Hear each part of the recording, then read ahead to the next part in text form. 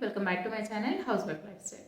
ఈ వీడియోలో నేను మీషో గురించి కొంచెం డిస్కస్ చేయబోతున్నానండి. అసలు మీషోలో సేల్ చేయడం వల్ల లాభమా నష్టమా, ఎవరికి లాభం ఉంటుంది, ఎవరికి నష్టం వస్తుంది, అసలు మీషోలో నాకు ఎన్ని ఆర్డర్స్ వచ్చాయి, సో ఇలా కొన్ని విషయాల గురించి డిస్కస్ చేయబోతున్నానండి.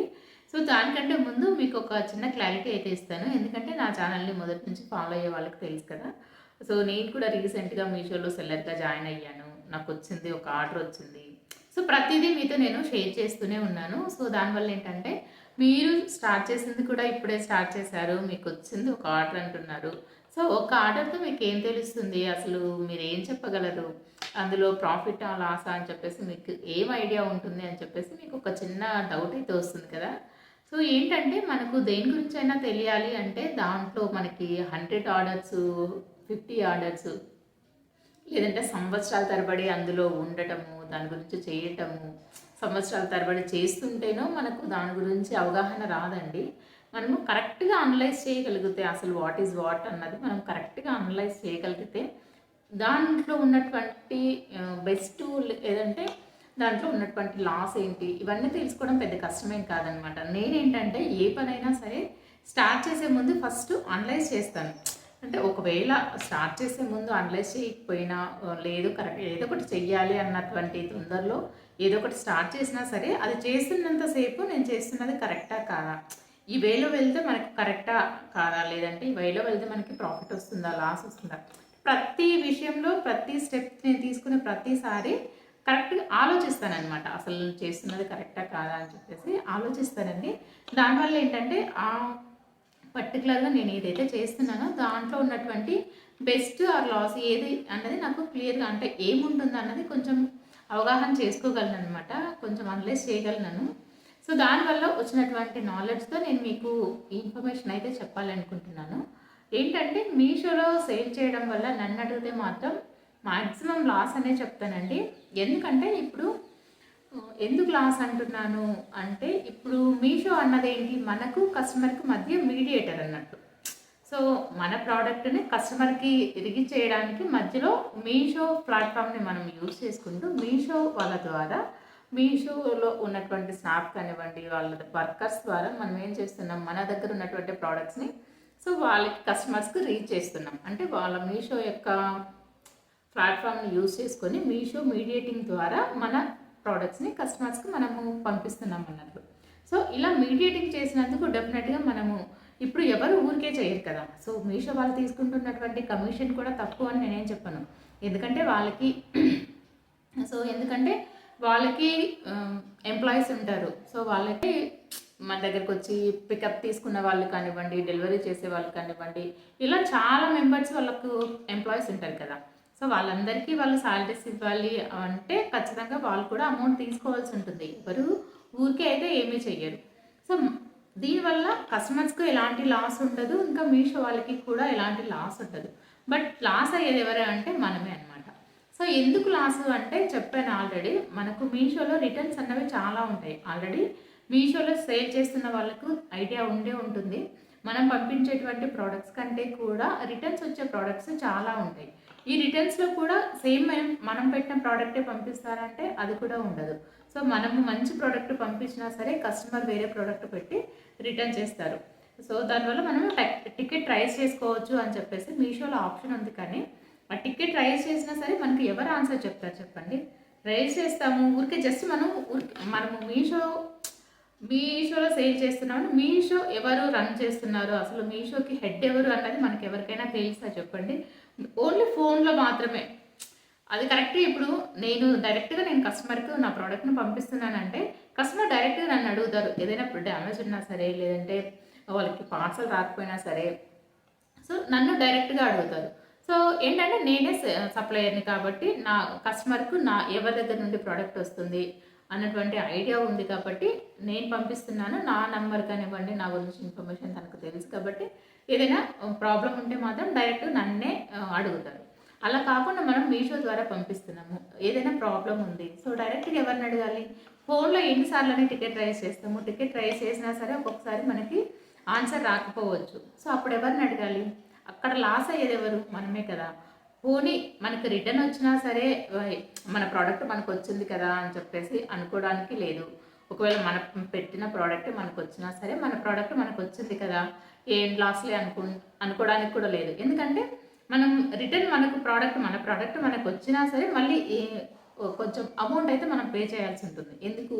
మన దగ్గర నుంచి ప్రోడక్ట్ కస్టమర్కి తీసుకెళ్ళి కస్టమర్కి నచ్చక మళ్ళీ మన దగ్గరికి ప్రోడక్ట్ తీసుకురావడానికి ఈ పికప్ వాళ్ళు ఉంటారు కదా, డెలివరీ బాయ్స్ ఉంటారు కదా, సో వీళ్ళు మన ప్రోడక్ట్ వాళ్ళ దగ్గర తీసుకుపోయి వాళ్ళ దగ్గర నుంచి మన దగ్గరికి తీసుకొచ్చారు కదా, సో వీళ్ళేమో వర్క్ చేశారు కదా అక్కడ. సో ఈ వర్కర్కి ఏమో మీషో వాళ్ళు అమౌంట్ ఇవ్వాలి కదా. సో మీషో వాళ్ళు అమౌంట్ ఇవ్వాలి అంటే వాళ్ళేమి ఇవ్వరు. సో ఎవరైతే సెల్లర్ ఉన్నారో మీరే రాంగ్ ప్రోడక్ట్ పంపించారు, మిస్టేక్ మీది కాబట్టి డెఫినెట్గా మీరే పే చేయాలి అనేటువంటి క్వశ్చన్ వస్తుంది ఇక్కడ. సో కాబట్టి మనమే పే చేయాల్సి ఉంటుంది. ఇలా మనం పంపించేటువంటి ప్రొడక్ట్స్ కంటే మీషో ద్వారా మనకు వచ్చేటువంటి ఆదాయం కంటే చాలా నష్టమే ఉంటుందండి. సో దీనికోసం మనకి 100 ఆర్డర్స్ రావాల్సిన అవసరం లేదు. ఇప్పటికీ మీకు ఒక చిన్న ఎగ్జాంపుల్ చెప్తాను.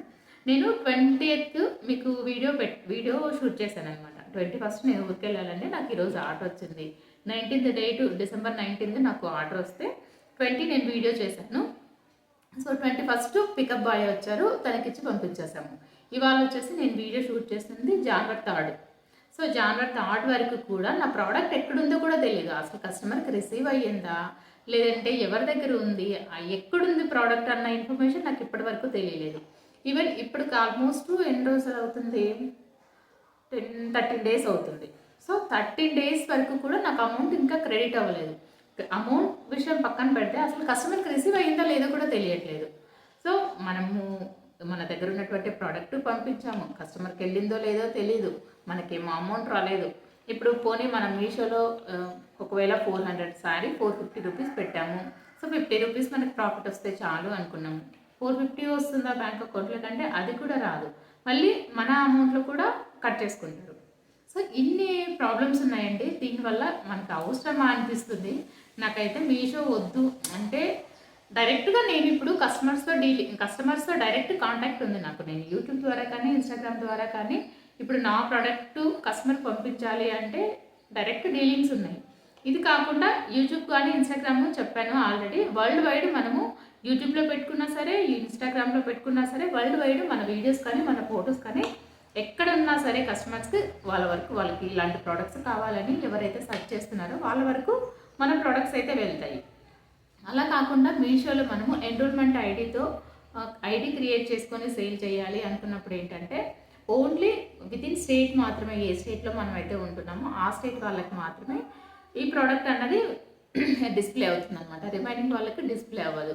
సో ఇంత కష్టపడి మనము దానికోసం క్యాటలాగ్ అప్లోడ్ చేయడానికి ఒక 20 minutes టైం కేటాయించి ఇంత కష్టపడి మనం ఒక ప్రోడక్ట్ని పంపిస్తున్నప్పుడు కరెక్ట్ అయిన రెస్పాన్స్ లేకుండా, కరెక్ట్ అయినటువంటి మనకు ఎలాంటి ప్రాఫిట్ లేకుండా సేల్ చేయడం ఎందుకు చెప్పండి?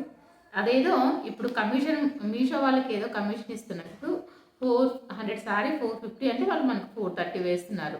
సో 430 రూపీస్ అయినా పర్లేదు సేల్ చేద్దాంలే అని చెప్పేసి మీషోలో కొంచెం ఎక్కువ ఆర్డర్స్ వస్తాయి కదా అని చెప్పేసి మీషోలో పెడుతున్నాము. ఒకవేళ 30 రూపీస్ వచ్చినా చాలు, 20 రూపీస్ కావాలంటే మీషో వాళ్ళ తీసుకొని నాకు 30 రూపీస్ ప్రాఫిట్ వచ్చినా చాలు అని చెప్పేసి మనం మీషోలో సేల్స్ అయితే స్టార్ట్ చేసాం కదా. అదే 30 రూపీస్ లెస్ చేసుకొని అంటే 20 రూపీస్ మీషో వాళ్ళకి ఇచ్చేటువంటి కమిషన్ను మీరు లెస్ చేసుకొని డైరెక్ట్ కస్టమర్స్కి ప్రైస్ తగ్గించేసేయండి. ఇప్పుడు మీరు 430 రూపీస్ తీసుకుంటున్నా కస్టమర్కి ఏమో 430 రూపీస్ పడదు కదా. సో కస్టమర్కి ప్రైస్ ఎంత చూపిస్తుంది, ఇంకా 480 లేదంటే 500 సంథింగ్ అలా చూపిస్తుంది. కస్టమర్ దగ్గర నుండి ప్రైస్ తీసుకుంటారు, మన దగ్గర నుంచి ప్రైస్ తీసుకుంటారు. సో మధ్యలో లాస్ అయ్యేది మాత్రం మనమే. సో ఇక్కడ మనము మీషోకి తగ్గించేటువంటి ప్రైస్ ఏదో డైరెక్ట్గా కస్టమర్కి తగ్గిస్తే మనకి ఏమంటారు ఆర్డర్స్ పెరిగే ఛాన్సెస్ అయితే ఉంటాయి కదా. సో కస్టమర్కి కూడా ఒక మంచి ఒపీనియన్ ఉంటుంది. ఇంకొకటి ఏంటంటే ఇక్కడ మనము ప్రైస్ తగ్గిస్తే అంటే ఇప్పుడు యూట్యూబ్లో కానీ ఇన్స్టాగ్రామ్లో కానీ మనము ప్రైస్ తగ్గించి కస్టమర్స్కి ఇచ్చామంటే ఎవరు ప్రైస్ తగ్గిస్తున్నారు, ఎవరి దగ్గర ఎలాంటి ప్రైజెస్ ఉన్నాయి అన్నది క్లియర్గా కస్టమర్కి తెలుస్తుంది. అదే మీషోలో మనం ప్రైస్ తగ్గిస్తే మనం ఎవరో కూడా తెలియదు. కస్టమర్ మామూలుగా ఆర్డర్స్ చేసుకుంటూ ఉంటారు మీషోలో, ఎవరి దగ్గర నుండి ఆర్డర్ చేసుకుంటున్నారో, అసలు సెల్లర్ ఎవరు, సప్లయర్ ఎవరు, సో ఇవన్నీ కూడా కస్టమర్స్కి తెలియదు కదా. సో ఇలా మనము యూట్యూబ్ కానీ ఇన్స్టాగ్రామ్లో కానీ ఫేస్బుక్లో కానీ ఇలా చేసుకోవడం వల్ల మనము డైరెక్ట్గా కస్టమర్స్కి తెలిసే ఛాన్సెస్ అయితే ఉంటాయి. సో ఇప్పుడు కాకపోయినా ఫస్ట్ ఆర్డర్ కాకపోయినా, సెకండ్ ఆర్డర్ కాకపోయినా ఒక తర్వాత 3-4 ఆర్డర్స్ వాళ్ళు మన దగ్గర నుండి తీసుకున్నా సరే కస్టమర్‌కి ఒక మంచి ఒపీనియన్ అన్నది ఏర్పడుతుంది కదా! అరే! పర్లేదు వీళ్ళ దగ్గర అంటే మన ఫేస్ కానివ్వండి, మనం కానివ్వండి కస్టమర్‌కి డైరెక్ట్ కాంటాక్ట్‌లో ఉంటాం కదా! సో, డైరెక్ట్ కాంటాక్ట్‌లో ఉండటం వల్ల వాళ్ళకి ఒక ఐడియా వస్తుంది కదా! వీళ్ళ దగ్గర పర్లేదు క్వాలిటీ, ప్రైసెస్ బావుంటాయి. సో, మీషోలో మీ దగ్గర నుంచి ఎన్ని ఆర్డర్స్ అయినా పెట్టుకోండి. మీ పేజ్ నుంచి ఎన్ని ఆర్డర్స్ అయినా పెట్టుకోండి. మీరైతే డైరెక్ట్‌గా తెలీదు కదా! సో, మీతో డైరెక్ట్ కాంటాక్ట్స్ కస్టమర్‌కి ఉండదు కదా! సో, కాబట్టి నన్ను అడిగితే మాత్రం ఈ మీషో, ఫ్లిప్‌కార్ట్, అమెజాన్ వీటన్నింటికంటే కూడా మీకు ఎలాగో మీషోలో కానీ, ఫ్లిప్‌కార్ట్‌లో కానీ, అమెజాన్‌లో కానీ క్యాటలాగ్ అప్‌లోడ్ చేస్తున్నారు అంటే మీకు ఎంతో కొంత నాలెడ్జ్ ఉన్నట్లే. సో, యూట్యూబ్ అంటే మొబైల్ వాడకం గురించి మీకు తెలిసినట్లే. ఇక్కడ ఇన్వెస్ట్ చేసేటువంటి టైం ఏదో అంటే మీషోలో మీరు ఇన్వెస్ట్ చేసేటువంటి టైం ఏదో ఇన్‌స్టాగ్రామ్‌లో పెట్టండి. ఇన్‌స్టాగ్రామ్‌లో మీరు క్లిక్ అయ్యారు అంటే అసలు ఏవి పనికిరావండి. యూట్యూబ్ పనికిరాదు, ఫేస్‌బుక్ పనికిరాదు, ఏది పనికిరాదు. అన్నింటికంటే కూడా ఇన్‌స్టాగ్రామ్‌లో బాగా యూజ్ చేస్తున్నారు. ఇన్‌స్టాగ్రామ్ నుంచి చాలా పర్చేసెస్ అయితే జరుగుతున్నాయన్నమాట. సో, కాబట్టి మీరు ఇన్‌స్టాగ్రామ్‌లో మీరు మీషోలో కానీ, ఫ్లిప్‌కార్ట్‌లో కానీ వీటన్నింటి షాపింగ్ యాప్స్‌లో పెట్టేటువంటి ఎఫర్ట్స్ కంటే కూడా ఇన్‌స్టాగ్రామ్‌లో ఎఫర్ట్స్ పెట్టండి. ఇన్‌స్టాగ్రామ్‌లో పెట్టి ఇన్‌స్టాగ్రామ్‌లో వన్స్ మీరు క్లిక్ అయ్యారంటే మీకు ఆర్డర్స్ వస్తూనే ఉంటాయండి. మంచిగా మీరు మీ కస్టమర్స్‌తో మంచి ట్రస్ట్, మంచి నమ్మకాన్ని సంపాదించుకోండి. డెఫినెట్‌గా ఇప్పుడు కాకపోయినా సరే ఒక 5 మంత్స్, 6 మంత్స్ వెయిట్ చేయండి. సో, కంటిన్యూయస్‌గా పెడుతూనే ఉండండి. కంటిన్యూయస్‌గా మీ ప్రైజెస్ అలాగే ఉంచండి. అంటే మరి ఇన్ని రోజుల నుండి పెడుతున్నాం కదా! ఇంత కష్టపడుతున్నాం కొంచెం ప్రైస్ పెంచుదాము. అలా కాకుండా మీరు స్టార్టింగ్‌లో ఎంత తక్కువ మార్జిన్ అయితే పెట్టుకొని సేల్స్ అయితే స్టార్ట్ చేశారో, అదే విధంగా మీరు కంటిన్యూ చేయండి. డెఫినెట్‌గా వస్తాయండి. ప్రతి ఒక్కరికి కూడా ఇన్‌స్టాగ్రామ్‌లో క్లిక్ అయితే మాత్రం ప్రతి ఒక్కరికి కూడా డెఫినెట్‌గా ఆర్డర్స్ అయితే వస్తాయి. నేను చూసాను. చాలా మందిని చూసాననమాట. కాబట్టి చూసాను, అబ్జర్వ్ చేశాను కాబట్టే చెప్తున్నాను. ఊరికే అయితే ఏది చెప్పను. లేదంటే ఇప్పుడు నేను యూట్యూబ్‌లో చేస్తున్నాను. మీరు కూడా యూట్యూబ్‌లో చేసుకోండి అని చెప్పట్లేదు కదా! ఎందుకంటే యూట్యూబ్‌లో కొంచెం లెంతీ ప్రాసెస్ కొన్ని ఏమంటారు టర్మ్స్ అండ్ కండిషన్స్ కూడా కొంచెం ఎక్కువగానే ఉంటాయి. బట్ ఇన్‌స్టాగ్రామ్‌లో అలా ఏమి ఉండదనమాట. ఇన్‌స్టాగ్రామ్‌లో మీరు యూజువల్‌గా మనం మామూలుగా ఏ విధంగా వాట్సాప్‌లో స్టేటస్ అలా అప్‌లోడ్ చేస్తాము, స్టేటస్ ఎలా పెడతామో, అదే విధంగానే ఇన్‌స్టాగ్రామ్‌లో కూడా పెట్టుకోవచ్చు. ఇంకా చాలామంది ఏంటంటే ఇన్‌స్టాగ్రామ్‌లో ఫోటోస్ ఎలా పెట్టాలో చెప్పండక్క, యూట్యూబ్ ఎలా క్రియేట్ చేసుకోవాలో చెప్పండి అని అడుగుతున్నారు. సో, చెప్తానండి. బట్ నాకేం పెద్ద ప్రాబ్లమ్ కాదు చెప్తాను. బట్ ఏంటంటే అది టెక్ ఛానల్స్ మీరు ఫాలో అయితే టెక్ ఛానల్స్ వాళ్ళు మీకు క్లియర్‌గా స్టెప్ బై స్టెప్ చెప్తారండి. సో, ఏంటంటే వాళ్ళు అదే వర్క్ కాబట్టి వాళ్ళకు ఆ టెక్ ఏమంటారు ఇలా ఛానల్స్ క్రియేట్ చేసుకోవడం కానివ్వండి, దాంట్లో ఉన్నటువంటి టర్మ్స్ అండ్ కండిషన్స్ ఎక్స్‌ప్లెయిన్ చేయటము, వాళ్ళు అదే వర్క్ చేస్తున్నారు కాబట్టి వాళ్ళు ఇంకా క్లియర్‌గా చెప్పగలరు. సో, నేను చెప్తే నాకు మరి అంత పర్ఫెక్ట్‌గా నేను ఎక్స్‌ప్లెయిన్ చేయగలనో లేదో అని చెప్పేసి అడుగుతున్నా సరే నేను ఆ వీడియోస్ చేయట్లేదనమాట. ఇన్‌స్టాగ్రామ్‌లో ఎలా పెట్టాలక్క అని చెప్పి అడుగుతున్నారు. ఇంకా యూట్యూబ్‌లో కూడా వీడియోస్ ఎలా పెట్టాలి అని చెప్పేసి అడుగుతున్నారు. మీరు ఒకసారి టెక్ ఛానల్స్ చూడండి. టెక్ ఛానల్స్ ఏంటంటే నాకంటే కూడా క్లియర్‌గా బాగా ఎక్స్‌ప్లెయిన్ చేయగలరండి. మీకు ఇంకా అందులో ఉన్నటువంటి టర్మ్స్ అండ్ కండిషన్స్ అన్నీ కూడా క్లియర్‌గా ఎక్స్‌ప్లెయిన్ చేస్తారు. సో, ఇంకొకటి నాకు ఆర్డర్స్ మీషోలో వస్తున్నాయా లేదా అంటే ప్రతిరోజు వస్తూనే ఉన్నాయండి ఆర్డర్స్ మాత్రం. కావాలంటే మీకు పక్కన స్క్రీన్ రికార్డింగ్ యాడ్ చేస్తాను. నేను ఎప్పుడైతే మీషోలో నేను అప్‌లోడ్ చేసినటువంటి క్యాటలాగ్స్ అన్నీ కూడా పాజ్‌లో పెట్టానో అప్పటినుంచి నాకు ఆర్డర్స్ అయితే వాట్సాప్‌లో మెసేజ్ రావడం ఆగిపోయిందనమాట. లేదంటే ప్రతిరోజు వస్తుంది ఆర్డరు. యాక్సెప్ట్ యువర్ ఆర్డర్ అని చెప్పి ప్రతిరోజు వాట్సాప్‌లో మెసేజ్ వస్తూనే ఉంది. ఏంటంటే నేను ఆల్రెడీ ఒకటి పంపించాను. నాకు దాని గురించి అసలు ఆ ప్రోడక్ట్ ఎక్కడుందో తెలీదు. దాని అమౌంట్ నాకు పడలేదు. కస్టమర్‌కి రిసీవ్ అయిందో లేదో తెలీదు. ఎలాంటి ఇన్ఫర్మేషన్ లేకుండా నేనెలా పంపిస్తాను చెప్పండి? అట్‌లీస్టు నేనేమనుకున్నానంటే నాకు ఆర్డర్ రాకముందు ఒక సిస్టర్ కాల్ చేసి అంటే కాల్ కాదులెండి వాయిస్ రికార్డింగ్ పెట్టారు వాట్సాప్‌లో. అక్క ఇలా నాకు ఆర్డర్స్ అయితే బానే వస్తున్నాయి. పంపిస్తున్నాను కానీ నాకు అమౌంట్ పడుతుందా లేదా అన్న టెన్షన్ ఉంది. ఒకవేళ కస్టమర్‌కి రిసీవ్ అయిందో లేదో ఎలా తెలుస్తుంది అని చెప్పేసి.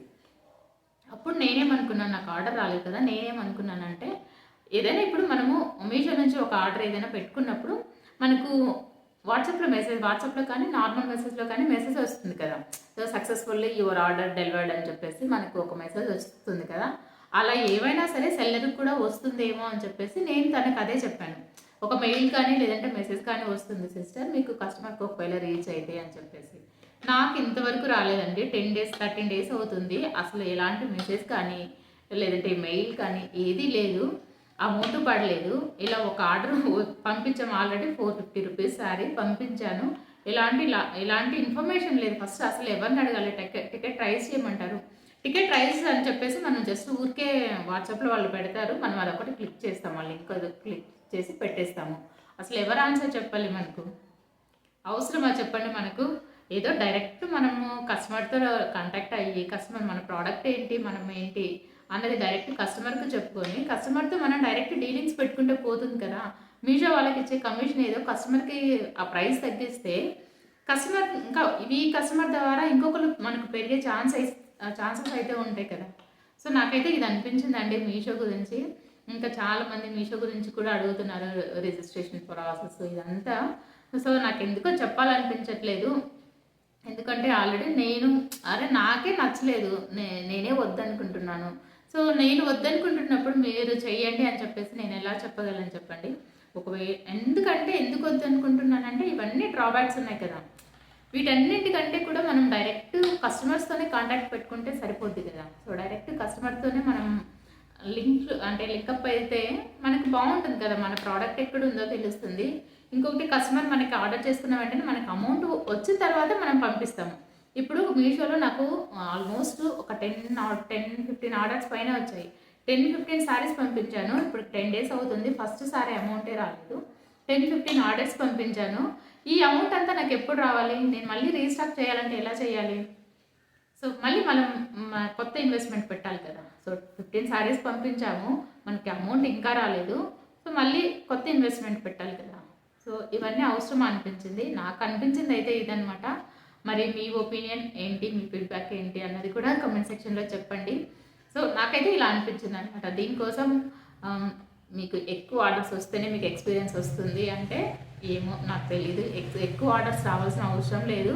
నాకు అనిపించింది, నాకు బెస్ట్ అనిపించింది, నాకు ఏదైతే నా మనసులో అనిపించిందో నేను అదైతే మీకు ఇన్ఫార్మ్ చేస్తున్నాను. ఎందుకంటే నన్ను నమ్మి నేను చెప్పినప్పుడు నాతో పాటు స్టార్ట్ చేసే వాళ్ళు ఎంతమంది అంటే చాలామంది కమెంట్స్ చేశారు. సో, వీళ్ళలో కొంతమంది అయినా సరే ఇప్పటికే స్టార్ట్ చేసి ఉంటారు. కొంతమందికి ఇలాంటి డౌట్స్ ఉంటాయి. సో, ఇవన్నీ క్లారిఫై చేద్దాము అని చెప్పేసి అయితే ఈ వీడియో చేస్తున్నాననమాట. సో, మీకు వీడియో ఎలా అనిపించింది ఏంటి అన్నది కామెంట్ సెక్షన్‌లో షేర్ చేయండి. మీ ఫీడ్‌బ్యాక్ ఏంటి మీషో గురించి అన్నది కూడా కామెంట్ సెక్షన్‌లో షేర్ చేయండి. నాకైతే ఇలా అనిపించిందండి. సో, నేనైతే మీషోలో డ్రాప్ అవుదాం అనుకుంటున్నాను. అసలు ఆలోచించకుండా ఎందుకు నేను మాక్సిమము అంత త్వరగా ఏది స్టార్ట్ చేయననమాట. ఒక్కటికి 2 సార్లు ఆలోచించి చేస్తాను. బట్ ఎందుకు స్టార్ట్ చేశానో ఏంటో మరి తెలీదు. కరెక్ట్‌గా అనలైజ్ చేయకుండా స్టార్ట్ చేశానేమో అనిపిస్తుంది. ఎనీవే ఎందుకంటే ఇప్పుడు ఒకవేళ స్టార్ట్ చేశాను కాబట్టి నాకు ఇవన్నీ తెలిసాయి కదా! ఒకవేళ స్టార్ట్ చేయకపోతే ఇవన్నీ తెలిసేవి కాదు కదా! అరే మీషో అనంగానే అరే సేల్స్ బాగా జరుగుతాయి. బాగా మంచి ప్రాఫిట్ వచ్చేస్తది. మంచిగా ఏమంటారు మంచి హైప్‌కెళ్ళిపోవచ్చు ఇలా అనుకున్నాను. సో, వెళ్ళాను కాబట్టే మీషో చూసాను కాబట్టే అరే దీంట్లో ఉన్నటువంటి డ్రాబ్యాక్స్ ఏంటన్నది నాకు తెలిసింది. సో, ఏవి చేయాలి, ఏది చేయకూడదు అన్న ఒక చిన్న ఎక్స్‌పీరియన్స్ అయితే వచ్చింది కదా! సో, అదనమాట. వీడియో నచ్చితే తప్పకుండా లైక్ చేసి మన ఛానెల్‌ని సబ్స్క్రైబ్ చేసుకోండి. థ్యాంక్ యూ సో మచ్ అండి. Thank you for watching.